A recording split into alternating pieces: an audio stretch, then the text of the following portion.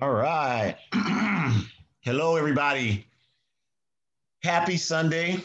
We hope you are maintaining your highest level of mental, physical, and spiritual health today and always. We sincerely apologize for the delay. If you know anything about the All African People's Revolutionary Party, and I'll say especially our work in it, we don't start late. We had some technical difficulties today. This is our 26th consecutive week of doing this, and we've avoided those other than the white supremacists coming on previously. But we apologize for that, and we'll make up the time. We're really glad that you chose to join us today for this critical topic. There's an old song from the 1960s. I don't know who the original artist was, but there are versions of it by the Temptations, by Three Dog Night, and then many other number of musical entities from that era. And the song was entitled "Get Ready, 'Cause Here They Come." Here I come. Get ready, 'cause here I come. So this title pulls from that to talk specifically about the challenges that we're facing as human beings attempting to live as human beings in a backward society that doesn't recognize our humanity. So, of course, in 1 hour or less than 1 hour, you will not be able to learn everything you need to know about how to make yourself safe. But what we do intend to do is, as the same as we do with everything we do, is to hopefully ignite and inspire folks to say, okay, I want to get more involved because obviously getting ready, getting prepared is going to require work on your part. So we're going to talk about some things you can do to get started that will definitely put you in a better position than most of us are in right now. And of course, as always, we want to acknowledge the indigenous people, start with that, of the Western Hemisphere. This is their land. This is a settler colony, which means it's stolen land, stolen from them, and they are organizing to get their land back. They're not just organizing for treaty rights. They're not just organizing for the various issues, although all of those things are important. They're organizing to get their land back because it's their land. It rightfully belongs to them. It does not belong to you. So we support their efforts to get their land back. And we also always acknowledge our African ancestors. They are the reason we are here and breathing today. We honor them with everything we say, everything we do, and we respect them.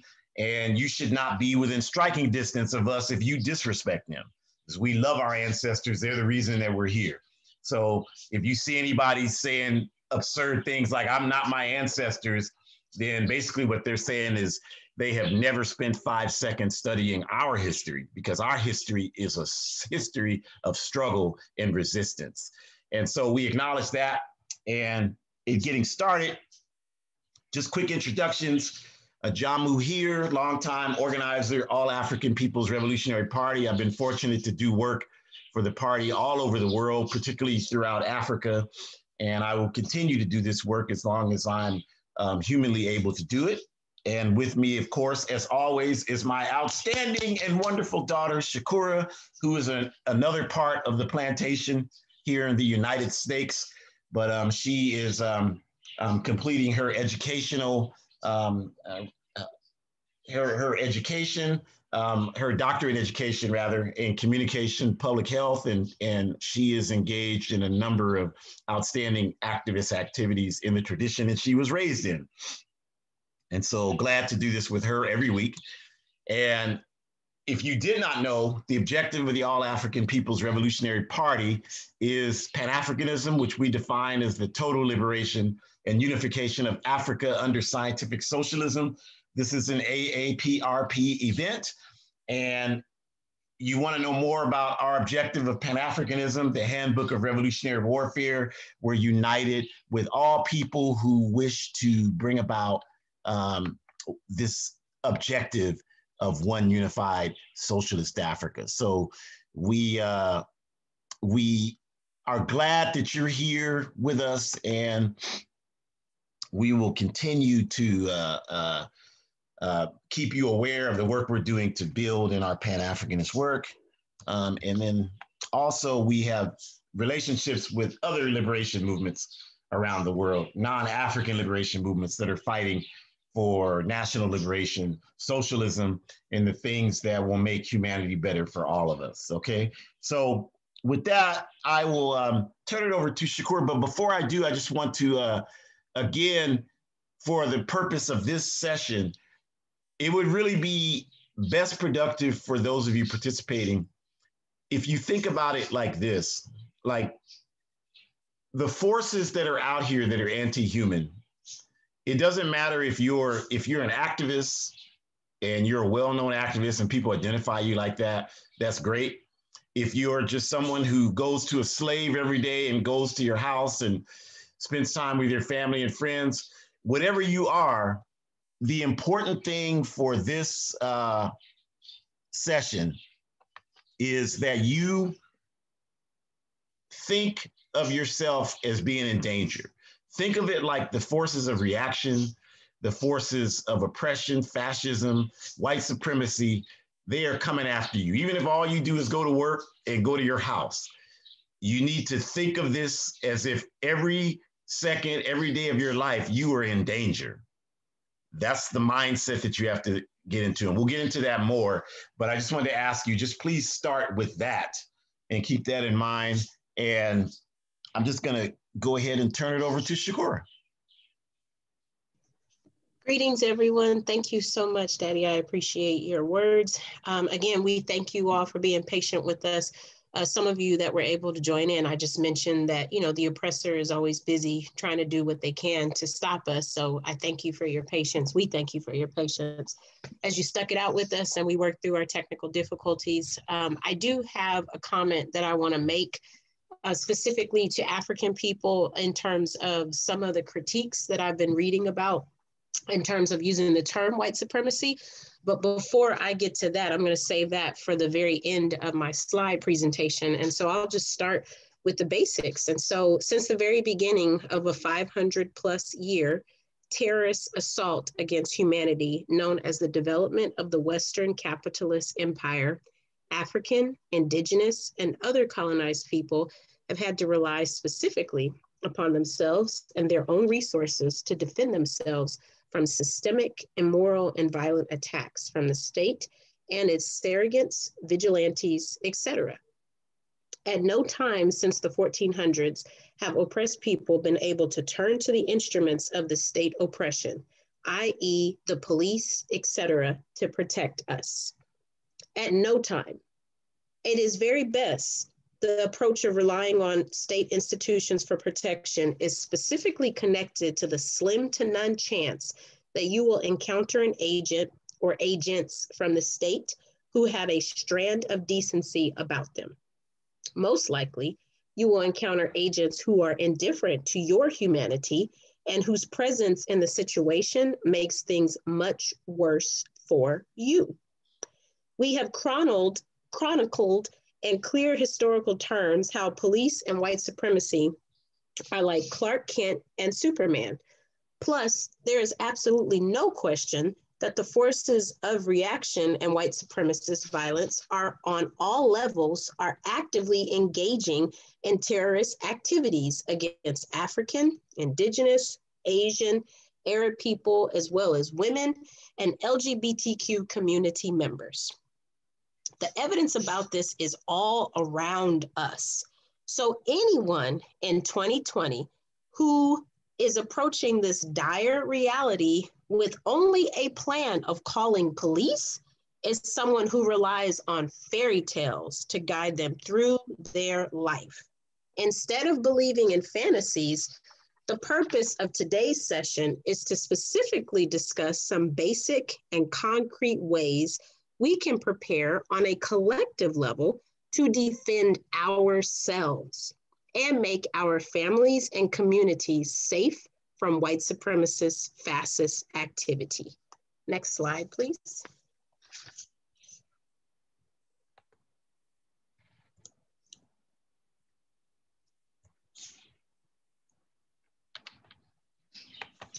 All right.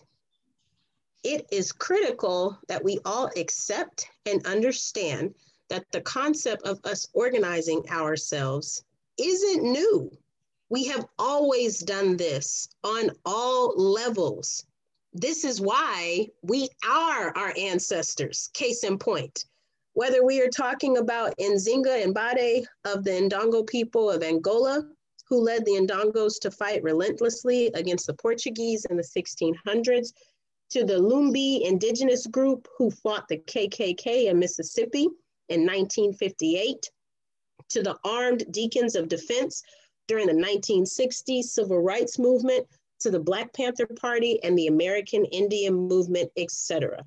We have always known that our safety is going to always depend upon what we do to protect ourselves.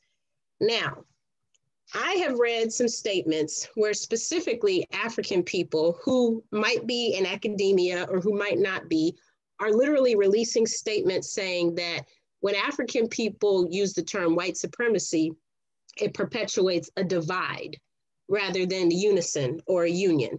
And my argument to that would be the very literal term of the word white supremacy was founded on division. That's literally how that was created, because that's what supreme means, is for you to be higher up from a hierarchical standpoint than someone else. So my argument to them would be, I would suggest you remove the emotional attachment behind how we think about words, how we communicate, and how we choose to communicate with other people, because there's nothing emotional about understanding that from the beginning of time, this word was always used to separate who has something versus who does not have something.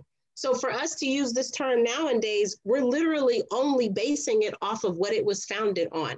Now, if these Africans are talking about us looking at a way to communicate differently or to find a way to union, then maybe they should be joining the seminar or doing something that works to fight for liberty and justice so that we can have something based on community defenses and we can have some type of work study in place, very similar to what we do every Sunday on these seminars. But for you to just release a critique saying that we shouldn't use the word white supremacy because it divides us, we're already divided because African people, indigenous people, women, LGBTQ people, people who are poor, we do not matter. We do not matter. This is why we're already divided. So it doesn't make sense to me for them to say, by using that word, you're divided. We're literally only speaking out to the oppressor because we have no choice but to understand that we are of lesser value. That would be my argument back to them. And I thank you so much. This seminar is all about understanding that it is our responsibility to take back our humane, natural right to be humans and to be treated as such. And as Malcolm said, by any means necessary. So sometimes we have to do what makes us uncomfortable, if it means for the betterment of humanity or even for the betterment of our families, because we might still be impacting someone else by showing them that we can be brave and we can push up against something that may not be uncomfortable for us, but it might be the reason that we are able to wake up the next day. Thank you so much. All right. Thank you, Shakura. Thank you very much. And as we, think about what you just said, I want to bring it back to what I asked people to do in the beginning. So the premise that we're functioning on today is that you're in danger. If you're African, if you're indigenous, if you're from any colonized people, if you're a woman, if you're LGBTQ, if you're poor white, if you're working class white, and you have aligned yourself with the African liberation struggle through any of its mechanisms, Black Lives Matter, whatever it is you're doing, you're in danger. So where we start is understanding that. And when I mean you're in danger, what I mean is when you go to the supermarket, you're in danger. When you go to work, you're in danger. When you go to walk your dog in the park, your life is in danger. And I think the first step towards having the ability to defend ourselves is that people have to accept that cold, hard reality. And you can't be looking at this like, yeah, I hear what they're saying, but I'm protected by Jesus. Well, yeah, you might be protected by Jesus, but we're just going to talk about some additional ways that you can hear Jesus a little better in terms of providing protection for yourself, because we don't believe that Jesus meant for you to just ignore reality and think that an outside force is going to protect you from physical harm and psychological harm and trauma. We believe that Jesus wants you to learn how to utilize the tools that are here on earth so that you could do that. So that's the premise that we operate on. The second part of that is it's important that we understand that what we're talking about today, these are things that you have to practice. You have to implement and practice in your daily life to get good at them. And if you do that, that has to be done on a collective level. So many people want to interpret self-defense as an individual phenomenon. And the problem with that is that the forces that we're up against, and when I say that, I mean the state, and I mean the people who support the state, who are what you call the vigilantes, the neo-Nazis, whoever they are, your father, your uncle, I don't know, whoever they are, those people. So if that's the case, those people attack us collectively. They don't just attack us individually. They don't ever come at us just one-on-one. They always come with a group of people to attack us. So your individual approach is just not the most efficient and effective way to approach this problem. So we're going to talk about it in terms of a collective approach. And the idea is that hopefully what we talk about right now can inspire folks to build activities to further build this work wherever you are. And we are engaged in those activities all over the world, really. Like after I do this, there's another workshop I'm doing to a specific group of people on some specific things for defense. And so, we're training is what we're doing to defend ourselves. So we hope you see this as an impetus to start that training element in your life, okay? So just keep those two things in mind. So with those two things in mind, you all, the first and most important element of this is that as you're sitting here right now listening to this, you should have a written security plan in your life. You should have a written security plan. When I say you, I'm talking about you and all the comrades you're with, you and all the people in your congregation, you and your family, you and your organization. All of that should be covered by a plan that's written, that everybody that it applies to in your circle understands and is prepared to implement when the time requires that to happen. I'm not talking about just some notes you scribbled that you can't find, that you don't even remember what you wrote and nobody knows about it but you. I'm talking about a plan that has been developed by everybody in your sphere that you can practice and everybody have an understanding of how to implement it. Okay. And what I mean by that, when I say a plan, is how often do you practice assessing your day-to-day moves and activities? Like what I'm saying is how much time do you spend thinking through what your day is going to look like and what's all involved with your day? So you might say, well, I don't have time to do that. But the reason why I'm talking about this is because I do this every day of my life. Every day of my life, I do this. Like today, I knew that I had an international APRP meeting this morning. I knew that, planned for that. I knew I had this. I knew I had the session after this. And I wanted to go on I try to bike at least 10 miles a day. So I map out my route that I'm going to go. And I think, what are the potential dangers on that route? Well, this goes through an isolated bike trail, this portion. That isolated portion is about 4 miles. And that would be an ideal place for white supremacists, whoever, to decide they want to attack an African that they see.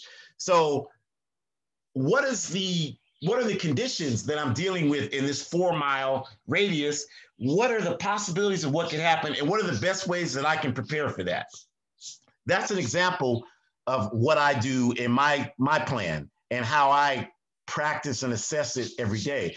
So I'm thinking a good thing to do for everybody is for you to get in the practice of doing the same thing and to be able to know, okay, today when I do this, this is how I'm going to do it. And if this should happen, this is going to be my response. Because there's a number of things, if you do it like that, there's a number of things you can put in place. Like you can have a text group in your group, and you can have a person who, you can have people rather, who are dispatchers for your text group. So you can have that. And again, these are not things we can talk about in detail in 1 hour, but if you're interested in these things, we can certainly help you set them up. But the purpose of the text group is to ensure that you have a process where if someone's in danger, they have a quick method to reach out to people and let people know what's going on so they can get to them. And of course, you know, all of this is predicated on the belief that we assume that you accept that if you have these difficulties, you are not going to be able to rely on police to help you. If you're on here and you're like, yeah, I'll call the police, I pay taxes, they should be required to protect me. If that's your belief, that's your problem. I'm not, you know, I'm not going to spend a single second trying to debate with someone who in 2020 has faith in the state institutions of police. If that's your belief, then that's your problem. But what we're saying here is that that is an absurd approach to self-defense, to rely on police to protect you. They are a part of the problem. They are as white supremacists as any organization in this society. So what we're talking to you about has nothing to do with that. It has to do with how we can pool our own resources to protect ourselves. So when we say set up a text group, plan out your day-to-day actions, that's the realm in which we're talking about that. And this whole thing of assessing your day-to-day activities, I know it sounds overwhelming at first because you're not used to doing it. But once you do it, like I've been doing this for 30 years. So once you do it and you get in the practice of doing it, you do it automatically. And so now it takes me about 2 or 3 minutes to do it each day.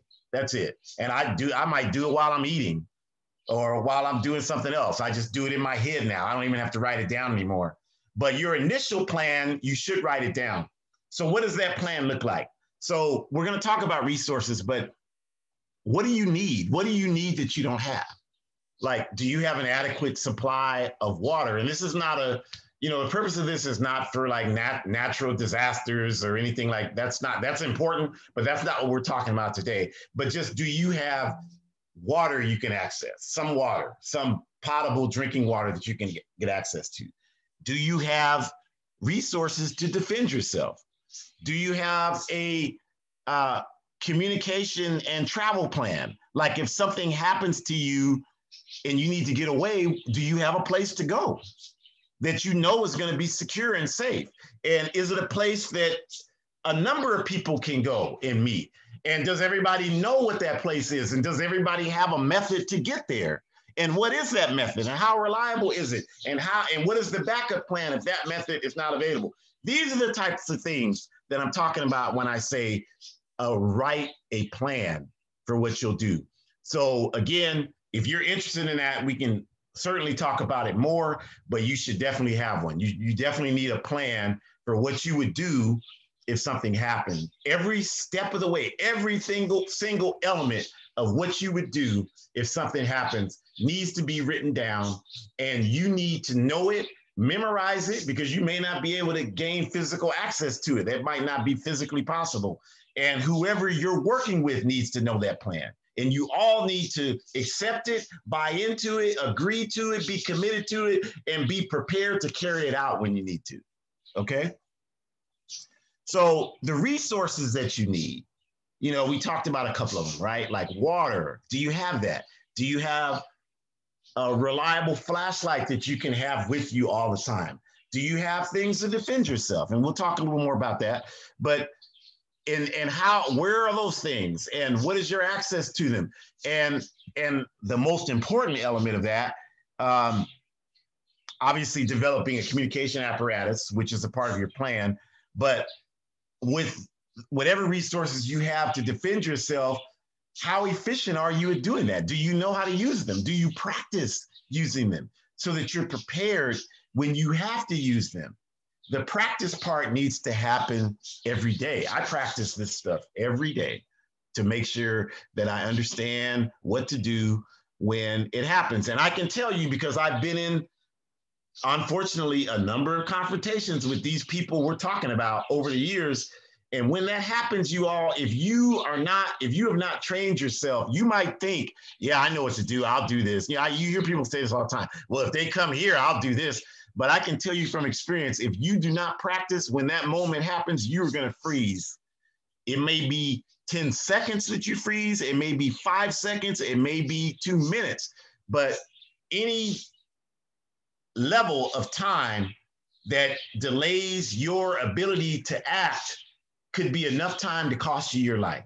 So the way you mitigate that, none of us, we're not robots, none of us are perfect, but the best way to mitigate that is to practice. Because when you practice, what that does for you is it helps you develop a comfort and confident level with what you're supposed to do. And your brain begins to embrace the information and feel confident that you can carry it out.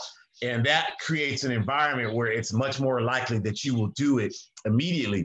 Because if you talk to even any, if you talk to, UFC, MMA fighters, if you talk to people in combat, if you do that, and, I've done a lot of that, then one of the things that's talked about is this concept that in 75% of physical altercations, the person that strikes first is the person that's most successful. So it may not even necessarily be about your skill level, although you want to develop as high a skill level as you can. But oftentimes, and you know this because you know this with every element of your life, your ability to be aggressive sets the tone for what's going to happen, right? If you're an athlete, you know this, right? If you're academic, you know this, right? If you're a dancer, you know this. If you are the one that sets out first, and you're the one that establishes the tone. So practice helps you get in the position where you're able to do that. So it cannot be overstated. It just simply cannot be overstated. And, again, this is another thing that we can talk about in great detail, but understanding how to maneuver when you're pulled over by the police. That's a part of your planning apparatus. A lot of times people really don't know how to respond when police pull you over. People panic. It's all understandable, y'all, but we cannot afford those reactions. It's costing people their lives. So you need to have that worked out and developed in your plan. And again, it's something that we have to work through in practice. But what I'll say right now about it is, you need to train yourselves on the basic elements of it. Like, for example, most people don't know that based on the some of the language and I understand the U.S. Constitution to us is toilet paper. I'm not sitting here talking to you about the Constitution like it's some sort of sacred document, but it's not. It's useless. As Kwame Ture said, useless toilet paper. Absolutely. But at the same time, it's important that you understand it, because there are ways that you can use anything as a weapon. Anything can be used as a weapon. Even clothing, if you throw it and it blinds somebody for a minute, that can be a weapon. So the Constitution is no different. So most people are not even aware, for example, that based on language in the so-called Fourth Amendment, you don't have to show your identification to police unless they can demonstrate that they're so-called investigating a crime. So what I mean by that in quick is that most people think that when they come to you and they say, I need to see your ID, that you're obligated to show them. You're not. And these are some of the things that you can use to create a safer environment for yourself if you understand them properly. Okay, because the point behind all that is the police always want to get you talking because they want to have you say something that can give them some basis to proceed against you. When those Miranda rights say anything you say can and will be used against you, you need to believe that. They will always use whatever you say against you. So there is never, never, never, never a justifiable reason to say anything to the police. And if you disagree with that, you clearly don't understand what happens with police enforcement against colonized people. You clearly don't understand that. It does not work in our favor to talk to police. We got hundreds of thousands of our people locked up because of that. So these are things, again, that we have to develop. But just keep in your mind, there are elements to being stopped by the police that you can plan for. It's important you plan for. I've been pulled over by police 34 times. I know what I'm talking about when I talk about how to deal with that. So, again, this is something that has to be developed. All right. So, this concept of practice, we talked about in the top, just like some of the little things you need to have at your disposal in case you have to get away. And we're adding to that political education material, because part of the reason why we're in this situation right now is because we don't have political education in this society. And so people are operating under the myths, like Shakur talked about, that, well, if someone starts harassing me at the park, I can call the police. And so people believe all this capitalist nonsense, and it doesn't end up well for a lot of people because they believe that nonsense. The police come and they're like, oh yeah, finish up the job. It's like when you call the police on neo-Nazis, that's like calling, I listened to a Malcolm X speech, and he talked about, that's like calling Frank James to come get Jesse James off of you. That's like calling one brother to get the other brother. They're both criminals, to get the other brother off of you. And as Malcolm said it, when Frank James comes there, he's trying to figure out what Jesse didn't take from you so he can take that. So if the political education piece is essential. And so that should be a start of your standard process. So always have that available. There's nothing we're doing that's not guided by ideology. If you think that, then you just don't understand human life. I'll tell you, like the 85-year-old sister I lived with in Ghana once told me, she said that even when you use the bathroom, that's political and requires political education. And she's absolutely right. So understand that, and then when we talk about certain things like self-defense, like there are 2 or 3, it's great. Hey, if you're great in African martial arts, or what they call capoeira, it's that comes from Angola, that doesn't come from Brazil. It comes from the Africans who were kidnapped and forced to go to Brazil. And the whole concept was created to provide self-defense skills for Africans who were fighting the enslaving kidnappers in West Africa, Southwest Africa. So whether you're an expert in that, whether it's kajukenbo, Japanese karate, whether it's Chinese kung fu, whether it's, as my father from Louisiana used to say, Careza, whatever it is that you got to work with, you have to, as good as you can get with that, that's great.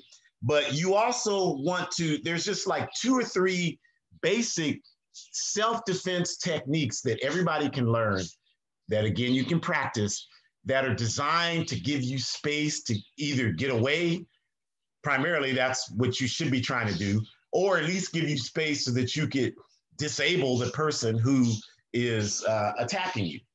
And again, those are, advanced concepts that we have to talk about in more detail, but that is important. If you're in a physical altercation with someone, you definitely want to make sure they go down and stay down. And so there's things that you can prepare yourself to do that, right? So, again, those are things that can be talked about in terms of, just basic building on that, like how to throw proper punches at people and how to understand how to use basic blocks to keep people who are swinging at you from, hitting your vital areas of your body. Those are things that you can learn pretty quickly, and then you practice them and you get better at them. They've saved my life. I'm telling you that right now. So, those are things that you can learn and you should learn, and we should be practicing these things on a collective level. And then, look at the picture at the bottom. That, you all, is an example of, like, when I say things to protect yourself, there's a lot of things you can use to protect yourself.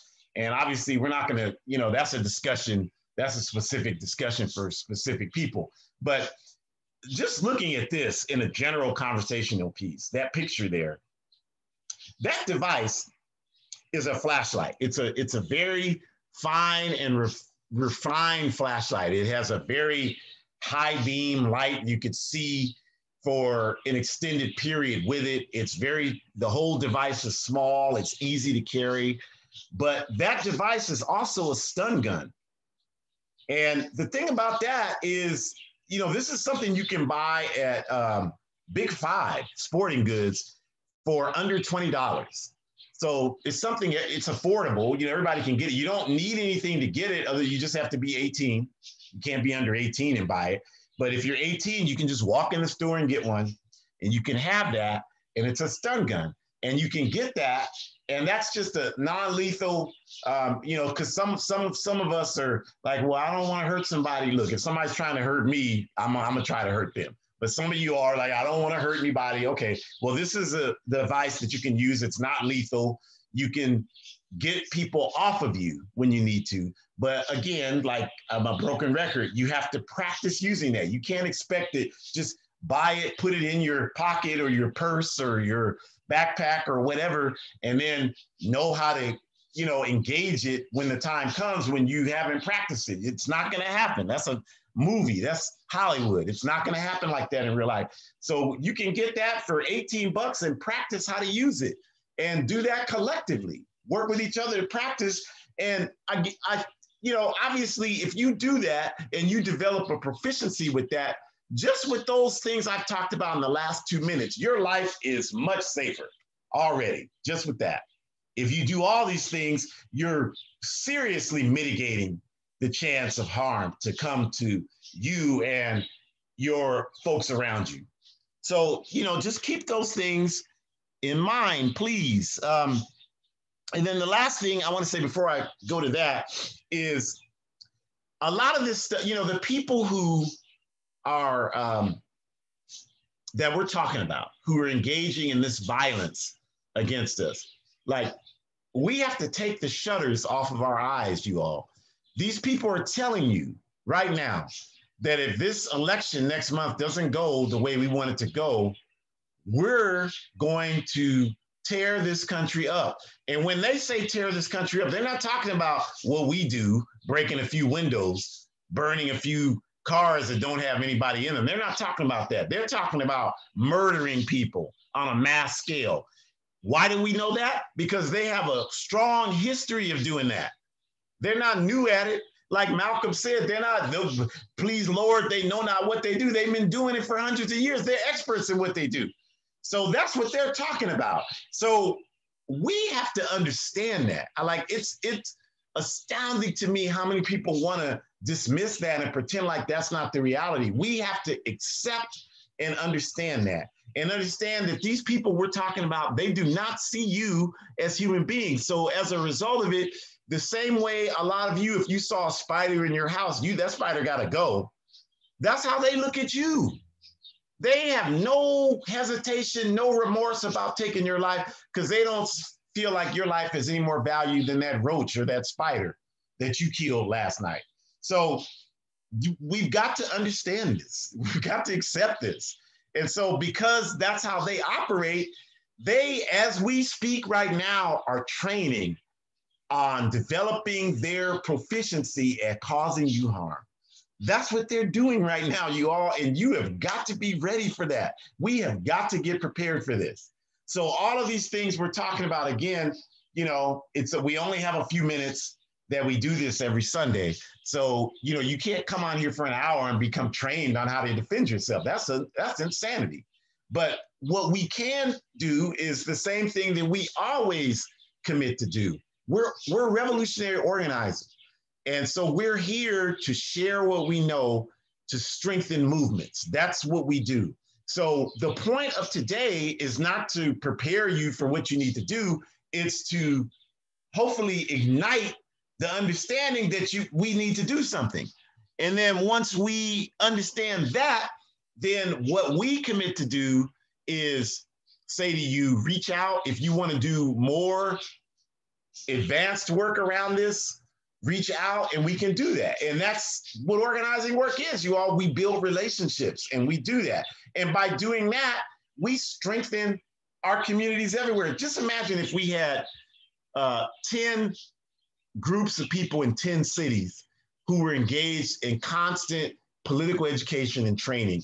Just think, just that in and of itself would make us extensively stronger. And then we build on that. That's what we have to do, because that's what the people we're fighting against, that's what they do. That's what they do to deal with us. So that's what we have to be prepared to do. So, you know, we have limited resources, just a few of us, because no one's doing this work. No one's doing this work. Just a few people are doing this type of work. So there's not that many of us, but we're willing to work with everybody that's serious about doing this work. But we're not, you know, we got to get more people talking about this kind of stuff. You know, all people want to talk about is Ice Cube. And they're not even talking about Ice Cube in the proper context. They're talking about Ice Cube in terms of, well, like, my problem is that he talked to Trump. Well, you know, I don't care if he talks to Trump or Biden or Obama, none of them have the interests of the masses of people on earth at heart. None of them do. And I know a lot of you love Obama. I get that. I understand it, but nobody can offer a comprehensive argument to refute what I'm saying. Nobody can talk about the hundreds of thousands of African people in Libya who were murdered by Obama's regime. The hundreds of thousands of us who are incarcerated. You talking about how good he looks with his wife and daughters, that's a symbolic thing and makes your heart feel better. I'm talking about our people around the world being devastated by him sitting in the seat of capitalist power. So we're not having the same conversation. So I'm kind of tired of having it. So I'm not having it now. I'm just making the point that it doesn't matter who Ice Cube talked to. The point is, we don't have a plan. So any clown that comes before us that claims they have a plan, then we think that that's what we have to engage and talk about. And we don't even study that plan. We got to move past that. And if we don't, we're going to have a lot of people getting hurt and killed. And so all we want to do is do whatever we can, make whatever humble contribution we can make to try to mitigate the potential of that happening. Because I know most of you right now, I say 95% of you have no plan. I mean, it's probably more than that, but a minimum, I'll be generous. 95% have no security plan. 95% have no idea what they would do if they're attacked by white supremacists. 95% of that. So, you know, just so people get a perspective, Shakur, I want to ask you, I don't want to give away information, no one's business, but you're in your early 30s. How long have we talked to you about this topic we're talking about today? I would say before my conception. That would be my answer. So as you were growing up, this concept of a plan, even you remember when I used to draw, when you were in the kindergarten in the first grade, when I used to drop you off to school, do you remember we had a plan? We had a security plan. I do remember that. Right. Everything, even up to now, what you're doing in your house right now, I can tell you all, I know everything about what's happening in her house. And we discuss plans around this stuff constantly, and we train and practice. Am I lying, Shakur? Am I lying to people? No, you're not. We train and practice constantly so that we can be prepared. Because what I want to say is, you know, if something like that happens to my daughter, that, you know, I feel bad for the people who initiate it. They're probably going to bite off a whole lot more than they're prepared for, because they're expecting, oh, we shall overcome. I pray for you. You know not what you do. That's not what's happening in our world. That's not the response in our world. So all we want to do is give everybody that confidence. We're not asking anybody for any money, although you should donate money to our work because it's good work, but we never ask anybody for any money. We just want people to get organized. As Kwame Ture said, I don't want fame. I don't want money. All I want is the power of the organized masses. All I want is the power of the organized masses. So what we ask of you now is, please, if you have all of this developed and you're like, well, he ain't said nothing I didn't already know, then you got a major responsibility in spreading your information around. We are not in competition with anybody. We are anti-individual competition. We are trying to build collective capacity. So if you got it all figured out, help us get better. Share and build and organize. If you don't have this figured out, and that's 99.9% of you, then you got to figure out how you can get organized. And again, we don't ever just tell you what we think should happen. We always end that with saying we are here to work with you, and we commit publicly to do that. And you can reach out to us and we can talk about that. We just ask that you be serious. You know, that when you say, I want to meet at this time, that you're there ready to meet at that time. And if you're not there, if you're not going to be there ready to do that, then don't waste my time, because I got a lot of work I got to do. And I want to dedicate that to, you know, folks that are ready to do it. I'm not saying things happen, not saying things don't happen, but, you know, own it. If you know you can't come through, then communicate that, you know, let people know. Let's respect each other. And if we do that, we're happy to help you with what it is that you're trying to do. Okay. So the last part, again, is we don't see self-defense as an individual action. We don't believe that you can effectively carry it out individually. We believe that it has to be collective. We don't believe that people can solve problems individually. We don't believe that at all. We believe that if you could solve the problems of oppression, if you could solve white supremacy, capitalism, patriarchy, homophobia, you could solve all that stuff, class war. If you could do all that individually, we wish to God you would hurry up and do it. But you can't do it individually. That's why you haven't done it. So the only way that that can happen is the masses of people coming together and organizing. And that, you all, is what revolution is. So we ask you to accept the fact that there's no revolution without the masses of people being organized. Revolution does not happen spontaneously. You can't point to any revolution of colonized people or any other people that happened spontaneously. None of them happened spontaneously. If you want to call the Bolshevik uprising in Russia a revolution, I would challenge that, but okay, for the sake of argument, you want to call it that, it still was not spontaneous. The Cuban Revolution certainly was not spontaneous. None of them are spontaneous. They all happen through an organized process. So you have to be a part of an organization, a revolutionary organization, if you want revolution. How are you going to have revolution and you don't have any revolutionary organization? That just makes no sense to me whatsoever. You have to be a part of a revolutionary organization if you want revolution. Even if you want reform, you have to be a part of an organization to make that happen. We're not arguing with you saying you have to be revolutionaries.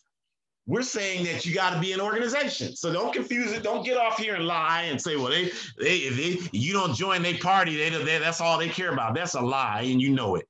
We've never said that. We've always said join some organization working for justice. That's always what we said. No matter what the political objectives of that organization are, you have to be an organization because individuals can't solve the problem by themselves. The Honorable Marcus Garvey told us 100 years ago that the earth is millions of years old.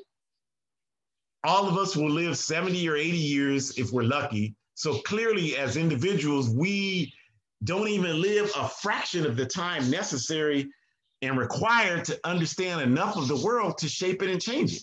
So that's why the saying two heads are better than one makes perfect sense, because the more of us that come together, now we got 50 years, plus 20 years, plus 80 years, plus 75 years, plus 35 years. Now we have the capacity to figure some of these things out. So that's why organization is so important, you all. And so you got to be in one. And your organization has to have a political education program, ongoing political education, where you study these problems. Because if you have political education in your organizations, then most people would understand that what Ice Cube and Trump and Biden, what they're talking about is nothing new. It's the same program that came out in the late 60s with Richard Nixon, McGeorge Bundy, the the president of the chair rather of the Chevron Foundation, David Rockefeller of Chase Manhattan Bank, Chevron, all of these multinational capitalist corporations, they came together and they were the ones that pushed through the Kerner Commission. And then when all the urban rebellions happened, especially after the assassination of Dr. Martin Luther King, there were over 300 cities in this country were burning, you all. And so these people, like, these Negroes gonna burn this whole country up. We gotta do something. We gotta throw a bone at them. So these people I just named, they got together and they created affirmative action. They created the quota programs. They created special admission in school. And the whole point of that was to create an African petty bourgeoisie, because the Kerner Commission in 1967 told you that there were two societies, one white, one black. And we had a very small, we've always had a petty bourgeoisie class in this country, but it used to be extremely small. So the whole purpose of affirmative action was to expand that petty bourgeoisie class. And the reason why these capitalist class people wanted to expand that class is because they recognized that if you create an African petty bourgeoisie class, they will protect the system for us. They will be our middle managers and protect the system for us. And so that's what they did. So if you fast forward 50 years after 1970, what do we have today? We have a large African petty bourgeoisie class in this society. Some of them are Republicans, some of them are Democrats, but there's a large, but all of them are pro-capitalist. And they will work to protect this system, and they will turn against you, because I've experienced this my whole life. So I know this to be true. They will turn against you, even if you're African, fighting for African people, if you're not fighting the way that they want you to do it, which is in line with protecting this backward decadent system. So the only way you understand that, if you understand that history, then you know that all that this so-called platinum plan, Milk Cube, Trump and all these clowns are talking about is just a rehashing of what was done under the Nixon administration. None of it is new. Not even Trump's law and order thing. That was Nixon's campaign slogan, law and order, because of the urban rebellions. You got urban rebellions now. So they don't even respect you enough to come up with a new slogan. They know you don't study history, so they use the same one over and over, and we still keep going for it because we don't know any better. So this is why political education is so essential, because it will prepare you so people don't so easily fall for that okie doke, okay? So look at these sites. I know we started late, but we still like to be disciplined. So look at these sites here. If you're interested in joining the APRP, you can go to the first site and you can inquire there. And that's particularly if you're somewhere other, I'm in California, for example. If you're somewhere else and you want to do that anywhere in the world, you can do that through contacting that site. Betterworld.me is my blog that I write. I wrote an article about this platinum plan. You should read it. A lot of people read it. And the hoodcommunist.org site is a collection of wonderful African revolutionaries from various organizations. And that site is reprinted, the Ice Cube. We've printed it there as well. So, look at those. And if you're in the California area, you want to join the APRP, you can reach me through betterworld.me and we can talk to you about that. If you're non-African and you're like, I want to get organized, you can reach me there. We can talk about that. If you have an organization and you're like, I want to talk about this political education, this self-defense, more advanced elements of that, you can reach me there. We can talk about that. Okay, so Shakura, anything, I'm going to look and see if there's anything on Facebook. Is there anything you want to add? Yeah, so I think we had some new folks join. So welcome, Michael. Good to see you. I hope you were able to take something from this. The same with Jaja. And Jaja actually posted some information from the ACLU Northern California website. There were a couple of nods to what you said about just making sure that you understand your rights. And I would just still push back and just encourage folks to understand that we still need a plan, as my dad mentioned many, many times. So you need a plan individually that you have communicated with others, with your apparatus, and then you have a plan yourself that you're putting in play and you're practicing for the day that you do get pulled over. Thank you. Yeah, and I want to just say again, we'll stop at 5 after, since we started at 5 after. for. So I just want to say again that, you know, we're not advancing this notion that you have rights. Like you don't have any rights. Like we got to accept that, y'all. We can't pretend and create our own world because we want it to be that way. You don't have any rights. You have no rights. It's just like saying your dog has rights. There are no rights. So what we're talking about is developing an understanding of that and a strategy so that we can prepare. So when those beasts pull you over, you're prepared to deal with them. That's what we're talking about. We're not talking about, oh, we have you know how many Africans get gaffled because they, well, I have my rights. They don't respect that. And we got to be wise and politically astute enough to recognize who our enemy is, okay? So, you know, all of these things we're talking about are about building people's ability to fight back on a collective level against this system. That's what it's about. It's not about how you can exercise your rights. Your right, the only rights you have is to stand up against injustice. And that right does not come from this system. That comes from just you being a human being. So that's what we're talking about. And I think when we begin to really accept that, because on an unconscious level, if you believe that you have rights in this system, then some part of you will believe that some part of this system is supposed to protect you. And that's dangerous, y'all. I don't want you to be vulnerable that way. So that's why I'm harping on this. But if you believe, like I do, like we do, that I am a slave on the plantation and I'm fighting for my freedom, there is nothing wrong with that. That's a proud designation. The only time that's a problem is if you're a slave trying to be a house slave. But if you're a field slave fighting against the master, that's a proud, I'd claim that designation any day of the week. And so if you understand that and you see that and you understand that's who you are in this society, then all of these things will help you be able to continue to exist and develop and grow.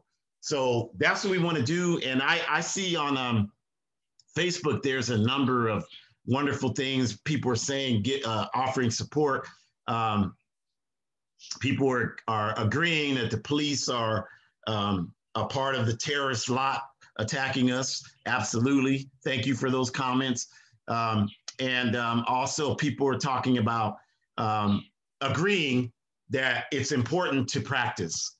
And I'm glad people are agreeing about that, because I don't want you to leave this and think, okay, all of that sounds good, but I don't have time for that. But I will go buy that $18 stun gun and I'll just put it in my pocket, and then something happens and you're not prepared, you know. And I'll just close on a quick story.